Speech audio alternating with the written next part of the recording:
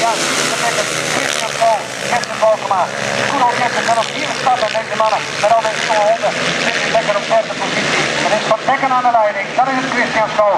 Dan neem ik waar dat Jesse Valkema in derde positie ligt. Absoluut. Siebe Van Dekken aan de leiding, Christian School, Jesse Valkema. En dan is het inmiddels 34 daar. Prachtig. Leon Oosterlo en Heerenveen. Daar in elkaar, direct uit elkaar. Het gaat verschrikkelijk hard ook in deze ST1-klasse. Het is nog steeds Van Dekken, School, Valkema en Oosterlo. Dat zijn de mannen die zich wat loswurmen van de rest. Daar valt er een klein gaatje. En dan komt daar inmiddels aan de 84 en de 36 Sven van Geffen met Roelof Posma. En Roelof Posma zit aan de onderzijde. En die is volle teugel ook op deze klasse. Maakt wat beetje goed op Sven van Geffen. Dat gaat nooit meer komen bij Leon Oosterlo.